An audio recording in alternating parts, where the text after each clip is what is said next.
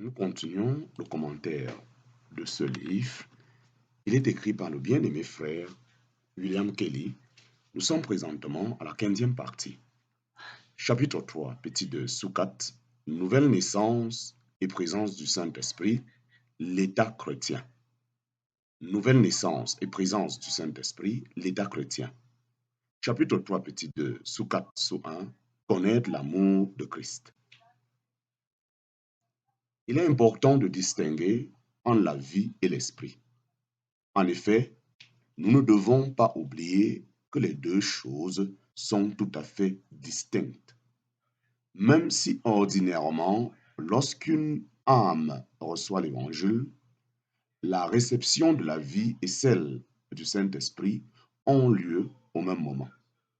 La vie nouvelle que le chrétien reçoit en Christ n'est pas Dieu, quoiqu'elle soit de Dieu, mais le Saint-Esprit est réellement Dieu. La vie du chrétien est une nouvelle créature ou création, tandis que le Saint-Esprit est le Créateur. Ce n'est pas parce que nous avons une vie nouvelle que nos corps sont faits, que nos corps sont faits le temple de Dieu, mais parce que le Saint-Esprit y habite. Quand les chrétiens ne font pas correctement ces distinctions, ils en arrivent à se servir de cette vie même comme consolation pour se mettre à, l'aise, allant jusqu'à dire, je sais que je serai sauvé. Inutile de poursuivre les exercices spirituels. Combien souvent les âmes se contentent du repas et de la satisfaction d'avoir la vie et ne mettent cette vie en exercice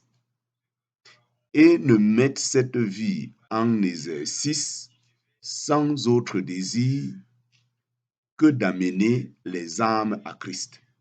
Mais tout béni que soit un tel zèle, cela reste une chose bien inférieure à l'amour pour Christ, et l'amour pour Christ reste une chose inférieure à la jouissance de son amour envers nous. Et je crois que c'est là l'ordre véritable des choses dans l'âme des saints de Dieu. La grande chose à laquelle Dieu m'appelle, c'est d'admirer l'amour de Christ. Je sais que je serai sauvé. Inutile de poursuivre les exercices spirituels.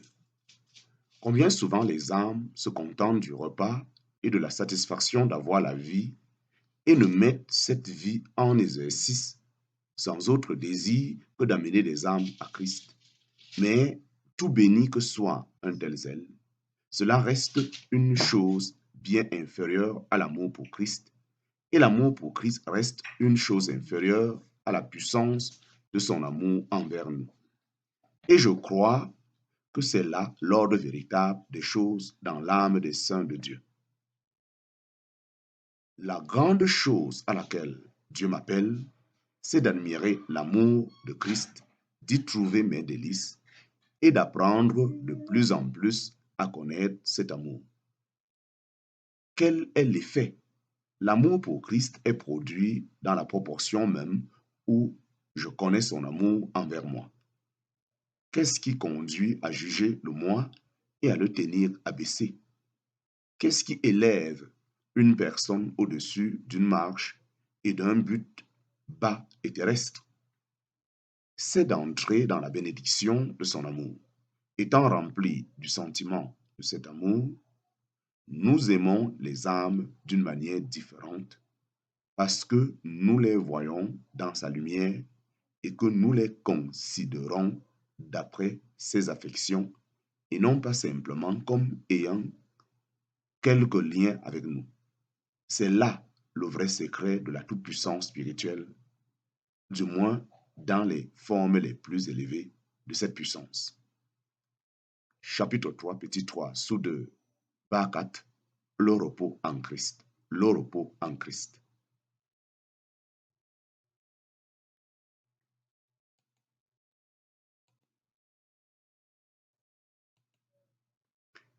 Prenez encore toutes les petites souffrances que nous endurons à cause de Christ, les œuvres que nous pouvons entreprendre pour lui tout ce à quoi Dieu nous appelle.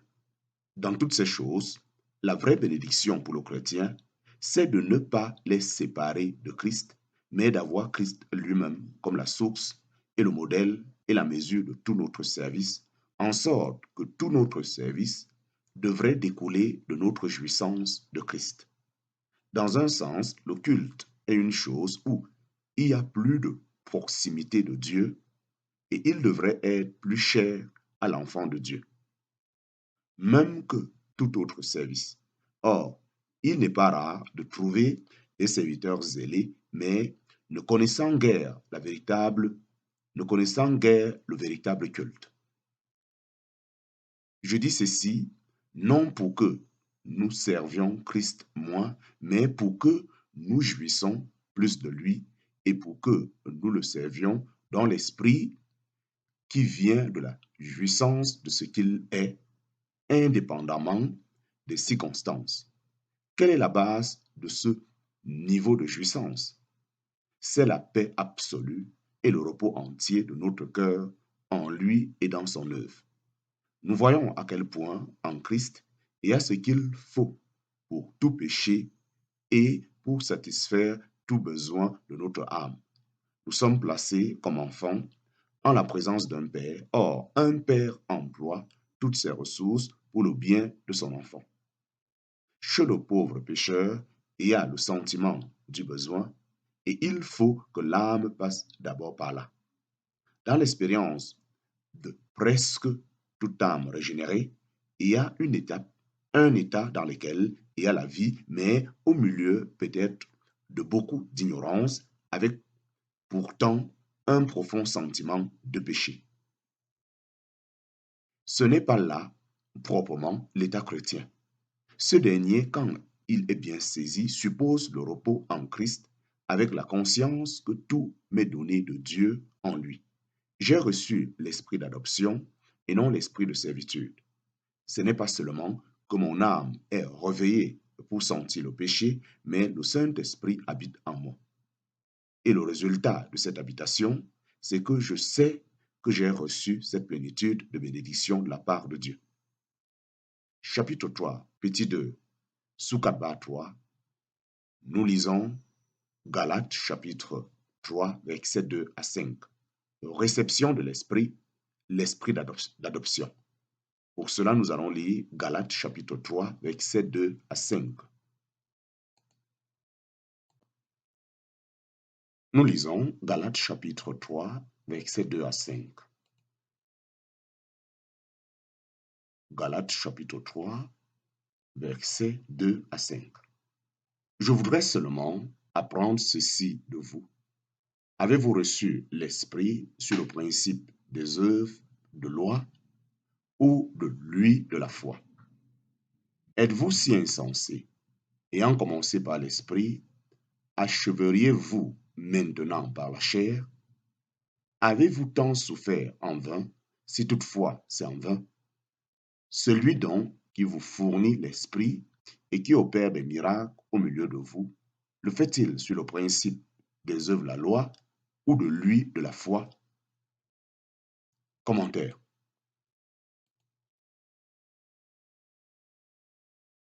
Au chapitre 2 du livre de Galates, comme on l'a vu, il s'agissait de vie. Mais au début du chapitre 3 du livre de Galates, l'apôtre parle de la réception de l'esprit.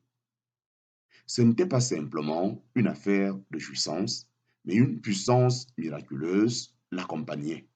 Mais une puissance miraculeuse l'accompagnait lorsqu'à cette époque, le Saint-Esprit était donné. Il y avait des démonstrations extérieures dans lesquelles il se manifestait lui-même, mais cela n'a pas continué dans l'Église. Il réunit ici les deux choses. Avez-vous reçu l'Esprit sur le principe des œuvres de la loi ou de l'huile de la foi? Êtes-vous si insensé? Ayant commencé par l'Esprit, acheveriez-vous maintenant par la chair? En parenthèse, Galates chapitre 3, versets 2 à 3. Autrement dit, allez-vous être rendu parfait par la chair? C'était un processus par lequel il espérait être rendu parfait. Parce que la chair peut aisément se satisfaire d'elle-même, avez-vous tant souffert en vain, si toutefois c'est en vain? En parenthèse, Galates chapitre 3, verset 4. Il ne veut pas les abandonner. Il ne veut pas supposer que l'ennemi va remporter sur eux une victoire telle qu'ils ne puissent pas être ramenés à cet état. Celui dont qui vous fournit l'Esprit et qui opère des miracles au milieu de vous, le fait-il sur le principe des œuvres de loi ou de lui de la foi? En parenthèse, Galates chapitre 3, verset 5. Ceci se rapporte à Paul lui-même. C'était Dieu qui avait donné l'Esprit, mais il opérait par des instruments. Ceux qui avaient été employés à la prédication de l'Évangile, s'ils avaient reçu le Saint-Esprit, lui de la foi est suivi du don de l'Esprit après que nous avons reçu Christ. Mais les deux choses sont toujours bien distinguées. Vous trouverez dans l'Écriture, au moins quelquefois, que la réception de l'Esprit était postérieure à la foi en Christ. Prenez l'exemple des Samaritains, en parenthèse, Actes chapitre 8. L'Esprit ne leur fut-il pas communiqué quelque temps après leur conversion? Et sans parler de Corneille, en parenthèse, Actes chapitre 10. Il en a été de même des disciples à Éphèse, en Actes chapitre 19. On voit bien des personnes remplies de joie en entendant l'Évangile, mais voilà que cette joie disparaît ensuite. Peut-être faudra-t-il qu'elles traversent des exercices très douloureux parce qu'elles n'ont pas réellement compris l'application de l'œuvre de Christ à leur âme. Elles ont tout simplement saisi la réalité d'une personne bénie et divine, remplie d'amour, savoir le Seigneur Jésus. Mais ayant reçu cela, le sentiment de leur manquement surgit et elles traversent beaucoup d'exercices où leur cœur est brisé et labouré. Je ne pourrais pas dire de telles personnes qu'elles ont reçu l'Esprit de Dieu comme celui qui habite personnellement en elles, comme le sceau de la bénédiction trouvé en Christ. Mais quand elles sont amenées à se reposer en lui, dans le sentiment complet de leur péché et de ce qu'elles sont, sachant ce que Dieu est, ce qu'est Satan, ce qu'est sont elles-mêmes, ce qu'est la loi de Dieu, et que malgré tout cela, elles sont amenées à se reposer sans la rédemption qui est en Christ, ayant été justifiées sur le principe de la foi, en sorte qu'en face de tout, elles ont la paix avec Dieu par notre Seigneur Jésus-Christ, en parenthèse, Romains chapitre 3, verset 24, Romains chapitre 5, verset 1. De telles personnes ont reçu le Saint-Esprit, elles n'ont pas seulement la vie, mais elles ont l'Esprit de Dieu. Au premier temps du christianisme, cette distinction ressortait bien clairement. Mais le même principe demeure maintenant. Bien sûr, toutes les âmes regardent à Christ. Dieu leur donnera l'esprit d'adoption et elles seront ainsi introduites dans la plénitude de la bénédiction, mais cela n'arrive souvent qu'au lit de mort, alors que ce ne devrait pas être le cas d'un chrétien. Chapitre 3, petit 2, Sukat Bakat, profession extérieure et jouissance de Christ. Profession extérieure et jouissance de Christ. La mesure de vérité prêchée de nos jours est si faible, même parmi les vrais chrétiens, que les âmes n'ont pas conscience de leur relation, ni que la rédemption est complète. Il en résulte qu'elles peuvent demeurer fort longtemps privées de la consolation et de la jouissance auxquelles elles ont droit. Ce n'était pas le cas des Galates. L'apôtre mentionne qu'ils avaient eu une pleine bénédiction. D'emblée, ils avaient été mis en possession du Saint-Esprit.